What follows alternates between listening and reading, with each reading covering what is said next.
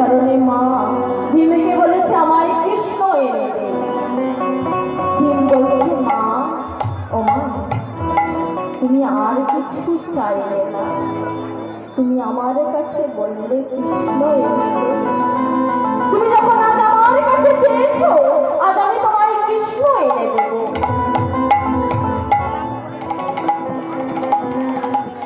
যুধিষ্ঠির তখন ভাইয়ের হাতটা ধরে বলছে ভাই, ওই ভাই, মা কি বলেছে শুনেছিস? 3 দিনের পথ 3 মিনিটে এনে দিতে হবে। ভাই তুই কি করে আসবি? তুমি দেখো দাদা, তুমি আমায় আশীর্বাদ করো, আমি মায়ের ইচ্ছে যেন পূরণ করতে পারি। এই বলে ভীম যখন বাহিরে এসেছে, সবাই মিলে বাহিরে এসে ভীম ঘরের ভেতর থেকে তার ছিল 80 মণ ওজনের গদা। সেই গদা এনে যুধিষ্ঠির আবারও বলছি ভাই তুই এই গদা দিয়ে কি করবি?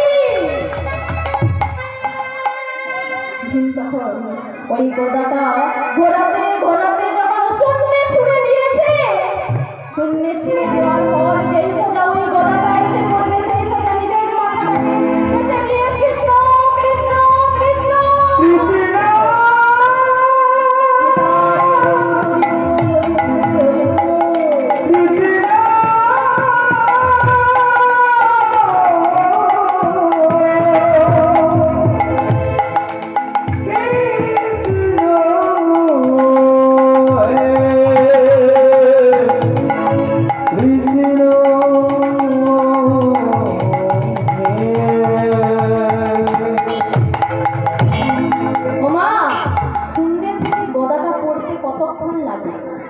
কতটা সময় লাগবে? যেই না কৃষ্ণ কৃষ্ণ কৃষ্ণ বলে উঠেছে, তখন সেই মাত্র দ্বারকায় কৃষ্ণ সিংহাসনে বসবে। সত্যভামার রুক্মিণী জল নিয়ে এসেছে, পা দুটো খালি ধোয়াবে। সেই সময় কৃষ্ণ সিংহাসন ছেড়ে আবার হস্তিনাপুরের উদ্দেশ্যে রওনা হয়েছে। রুক্মিণী বলে উঠল, প্রভু এই তো এলে আবার চলে যাবে। কৃষ্ণ বলল, শুনতে পেলে না? মধ্যম পাণ্ডব ভীম যে আমায় ডাকছে, আমি যদি না যাই কুরুক্ষেত্রের যুদ্ধ করবে কে? ও যদি না বেঁচে থাকে কুরুক্ষেত্রের যুদ্ধ করবে কে? হস্তিনাপুরে ওই যুদ্ধে ভীমকে যে আমার লাগবে, দুঃশাসনের বুক চিরে রক্ত পান করবে কে? ছুটতে ছুটতে এসে কৃষ্ণ যেই না গদাটা ভীমের মাথায় এসে পড়বে ধরেছে, এক হাতে গদার এক হাতে ভীমকে তুলেছে। ভীমকে তুলে কৃষ্ণ বলছে, ভীম, ওরে ভীম, তোর আমার প্রতি এত বিশ্বাস, যে বিশ্বাসে বল আমার যদি আসতে আর একটু দেরি হতো, তোর যে অপঘাতে মৃত্যু হয়ে যেত। ভীমের কতটা বিশ্বাস দেখো। কৃষ্ণের জন্য অপেক্ষা করেছে, কৃষ্ণ এসে তাকে বাঁচাবে। আমাদের এই বিশ্বাস আছে, আমাদের কৃষ্ণের প্রতি এই বিশ্বাস আছে যে কৃষ্ণ আমাদের কাছে এসে দাঁড়াবে। ভীম হেসে বলছে, কৃষ্ণ, যার সাথে কৃষ্ণ রয় তার কি আর অপঘাতে মৃত্যু হয়? তুমি যে আমার সাথে আছো, সবাই আমাকে বলে তোমাকে ভীম শুধু খেতে শিখেছে। আজ তুমি বলে দাও আমার যে ভীম শুধু খেতে শিখেছে, ভীম তোমায় ভালোবাসতে জানে।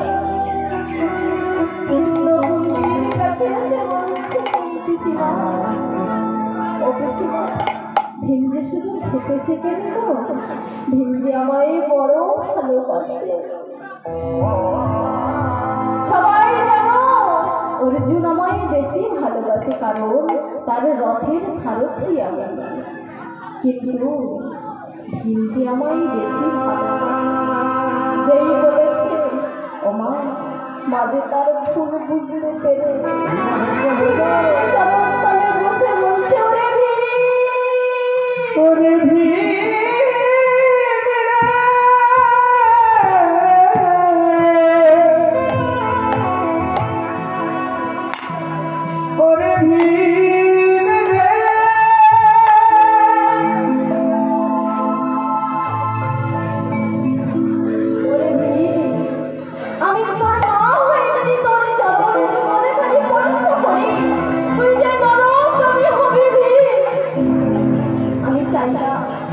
আমি চাই না তুই নরকে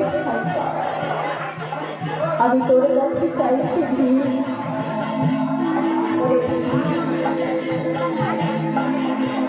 তুই তোকে যে আমি কথাগুলো বলেছি আজ আমি বুঝতে পারলাম তুই যে বড় ভক্ত।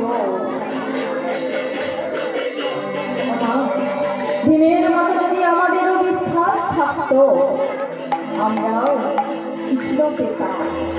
আমাদের বিশ্বাস আছে খেতে দেওয়ার সময় ভোগ দেব ভগবানকে, কার 4টে জামাই, কার 5টা জামাই, কার কত কুটুম বাড়ি দিতে হবে তার জন্য বাজার করে আনছি। মা মনে কি ভগবানের দিতে আছে? কেউ ভগবানের জন্য আনে যে ভগবান যদি খেয়ে নিত আমরা কোনোদিন ভগবানকে সেবা করতাম। আমরা আমাদের নিজের জন্য সেবা দিই।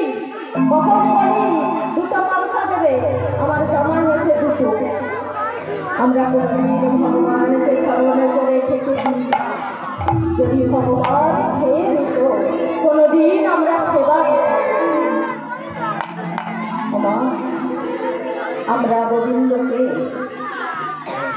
মন্দিরে খুঁজে বেড়াই, কিন্তু ভগবান যে আমাদের হৃদয় মন্দিরে লুকিয়ে রয়েছে তাকে কোনোদিন আমরা খুঁজে দেখেছি? কোনোদিন খুঁজে দেখিনি। ভগবান যে আমাদের হৃদ মন্দিরে লুকিয়ে রয়েছে জানো? এই জড়জগতে সবই অনিত্য বস্তু। ভগবান শ্রীকৃষ্ণ অর্জুনকে বলছে, অনিত্যানি শরীরাণি বিভূতিনাইব শাশ্বতঃ নিত্য সন্নিহিত মৃত্যু ধর্ম সঞ্চয়। অর্জুন বলছে, কৃষ্ণ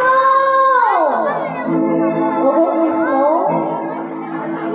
তুমি যে বলছো, এই বলো এই জড়জগতে নিত্য বস্তু কোনটা, অনিত্য বস্তু কোনটা?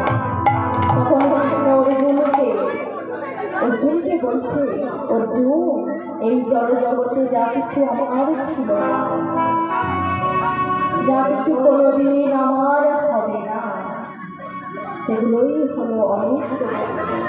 তাহলে কৃষ্ণ বলে দাও, এই জড়জগতে সবই যদি অনিত্য বস্তু, এটাও তুমি বলেছ অনিত্যানি শরীরাণি, এই শরীরটাও যদি অনিত্য বস্তু হয়, বলো না কৃষ্ণ বলো। তাহলে নিত্য বস্তু কোনটা জানো না? এই জড়জগতে সবই অনিত্য বস্তু। নিত্য বস্তু হলো ভগবানের নাম। আর ভগবান এই যে বলেছিলাম, ভগবান আমাদের এই হৃদয়ে লুকিয়ে রয়েছে, কোনদিন আমরা খুঁজে দেখিনি। তাই আমার রবীন্দ্রনাথ ঠাকুর